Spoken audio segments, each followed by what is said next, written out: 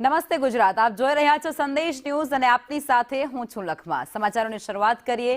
અમદાવાદના નવા નરોડામાં કારખાનામાં ભીષણ આગ લાગ્યા હોવાની એક ઘટના સામે આવી છે, જેમાં મુક્તિધામ પાસે અગરબત્તીના કારખાનામાં એકાએક આગ ભભૂકી ઉઠી હતી। અમરનાથ એસ્ટેટ મુક્તિધામ પાસેની આખી ઘટના છે। જોકે ફાયર વિભાગે 10 જેટલી ગાડીઓ સાથે આગ પર કાબુ મેળવી લીધો છે।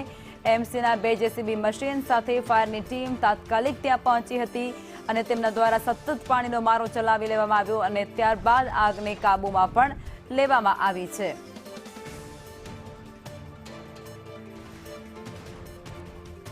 તો આજ મુદ્દે સ્વરૂપદાન ગઢવી જેવો ફાયર અધિકારી છે આપણી સાથે ફોન લાઈન પર જોડાયા છે। સ્વરૂપદાનજી, જે પ્રમાણે વિગતો આવી રહી છે, કેટલી ફાયરની ટીમો ત્યાં પહોંચી હતી અને આગ વિકરાળ સ્વરૂપ ધારણ કર્યો હતો, જેને લઈને નુકસાની શું થઈ છે?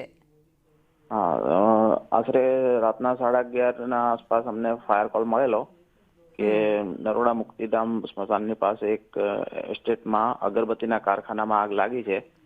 તો અમે પ્રથમ અમારે નરોડા જીઆઈડીસીની 2 ફાયર વ્હીકલ લઈને પહોંચ્યા। તો આગ મોટું સ્વરૂપ હતું એટલે વધારે ગાડીઓનું ટર્નઆઉટ કરાવીને આશરે 10 ગાડીઓ ટોટલ અમે આગને કાબૂમાં લેવા માટે વાપરી અને ટોટલ અગરબત્તીનો સામાન, રો મટીરિયલ અને બધું સળગી ગયું કમ્પ્લીટ।